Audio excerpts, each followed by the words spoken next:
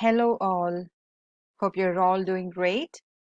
I'm F. Merlin Rodrigues, and today we are going to continue with the rest of the part of the poem Freedom by Rabindranath Tagore.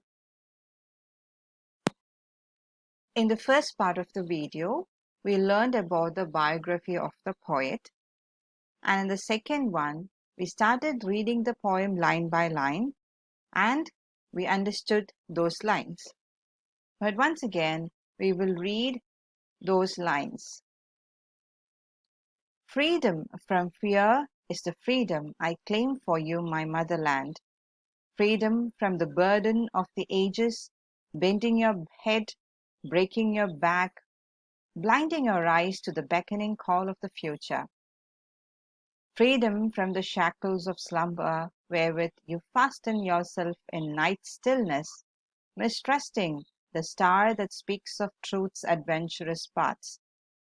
We completed till here. So in the first part we saw, in the first few lines, we could see that the poet is urging the motherland to come out of the fear. He's asking her to stop being under the burden of ages, that is her colonialism.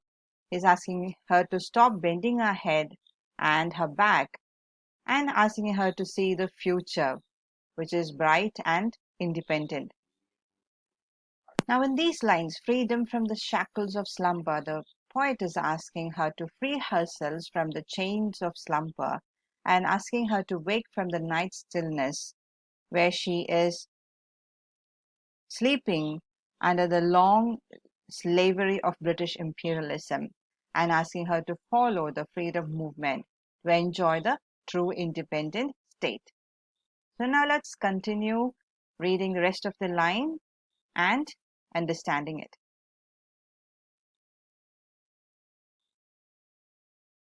So here comes the rest of the line. Freedom from the anarchy of destiny. Whole sails are weakly yielded to the blind uncertain winds, and the helm to a hand ever rigid and cold as death.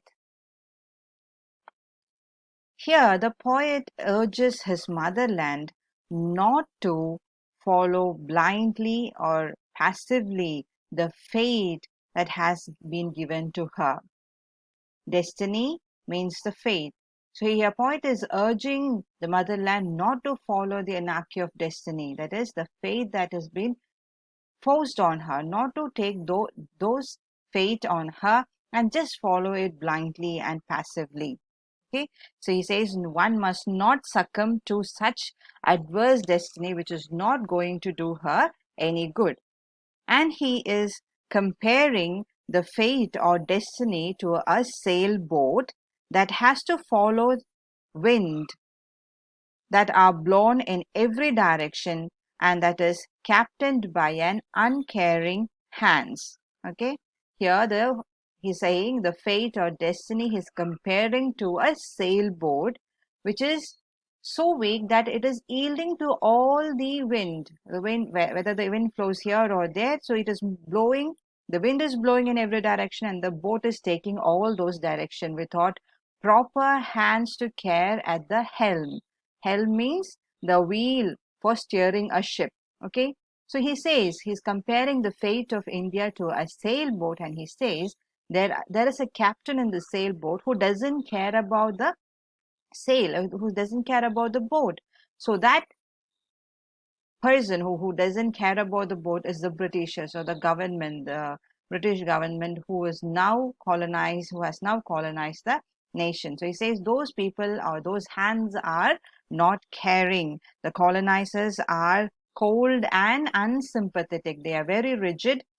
They are very stiff. They are not acting according to the needs of the society of the Indian people, but they are very cold and very stiff, that they are not the good hands at the helm. Helm means the wheel for steering a ship. So he's comparing the fate or destiny of the land to a sailboat which is not properly taken care of.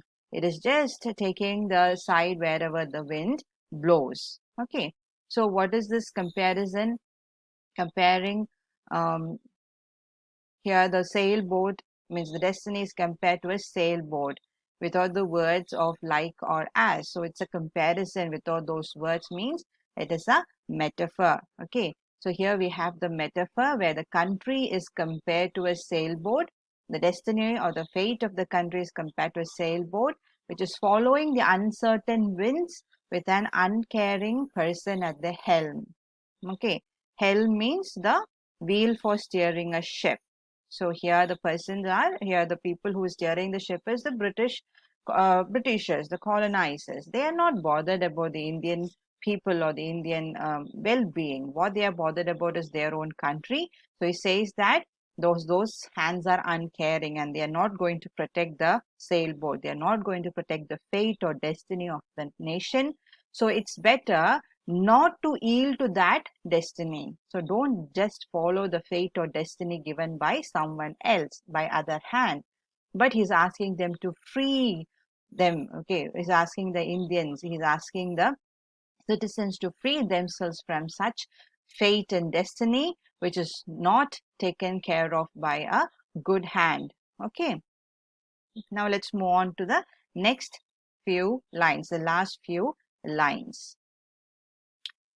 Freedom from the insult of dwelling in a puppet's world, where movements are started through brainless wires, repeated through mindless habits, where figures wait with patience and obedience for the master of the show to be stirred into a mimicry of life. So, in these lines, a poet is asking Indians to free themselves from the insult of dwelling in a puppet's world. What are puppets?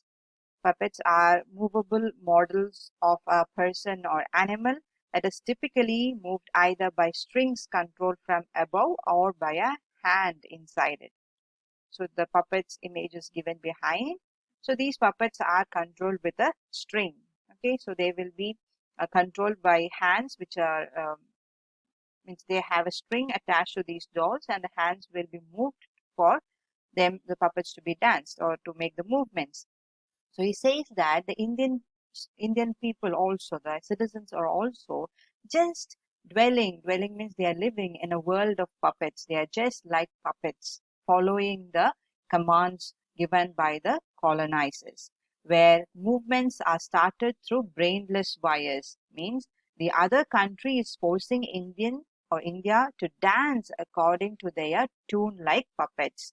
The movements are orchestrated through brainless wires, meaning that England controls India without thinking. So the wires are brainless, or the people who are handling those strings are brainless. They are not thinking about the welfare of the country or the people. So therefore, he's calling it as brainless wires, repeated through mindless habits. Yeah, mindless habits means the customs and the practices, irrational customs and practices of the Indians. So Indians are just now, they're like a puppet, following the commands, following or dancing according to the tune of the colonizers. Instead of coming out of the slavery, instead of coming out of that bondage, they're just following that without any resistance.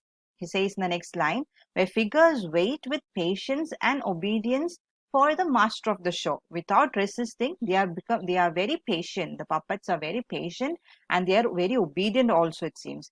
They are only waiting for the master of the show, that is the Britishers, to come and make them dance. So they are also ready to dance according to the tunes of the Britishers, it seems, to be stirred into a mimicry of life. Here, the poet is calling the motherland is submitting herself like a puppet to the puppet to the colonizers, and therefore is calling the land as a mimicry of life, that is, imitation of life. So that life is an inauthentic life which is controlled by others. So this life is controlled by others, the life of Indians. Okay, he's asking the Indians why we should follow or imitate the life of someone else. Why do you wait so patiently and obediently for the other people who are brainless, who doesn't even care about you? Why just follow them like a puppet? So he's comparing the Indians to puppets. So here is also again a comparison. So it is a metaphor comparing India to a puppet show or a figures who are clearly Indians waiting obediently just to follow the master of the show, meaning they are English rulers. The master of the show is English rulers, the colonizers. They're just patiently waiting for them to give commands so that they could act. So throughout the poem, we could see that the poet is urging the Indians not just to free themselves from the fear, but free themselves from the other shackles as well, from the colonizers, from their fear, from their what is that, unconventional or irrational customs and practices as well. Okay, so let's go back and read these lines together once again. So he says we have to free ourselves from fear instead of being or just following like a aged mother. Again, here there's a comparison, or he's saying India as an aged person, so that has been portraying as a person, so it's a personification as well. Okay, so like an aged mother, she is bending her back and head and just keeping her eyes blind. Why do you do it? Come on, break free of yourself and strive for the future which is bright and independent. Okay, join the freedom movement. And he says that why should you follow your others, a destiny given by others? Why do you be like it? Why do you follow just like a sail or a boat with following the uncertain winds? Okay, those hands are the hands which are controlling the boat are cold and rigid. Come out of it, free yourselves, he says. And in the following lines, he says, free yourselves from the puppet's world. Okay, instead of acting like a puppet, instead of imitating their life, you have to come out of it and start acting against the slavery. Okay, so the poet Tagore says freedom is not merely political in nature, but a kind of liberation of human spirit from all shackles of oppressive dogmas and conventions. So this poem, Freedom, is a very powerful document which is attempting to state what it means to be free during the days of nationalist campaign. Okay, hope you all understood the poem. So that's the end of the poem and the session. Thank you all.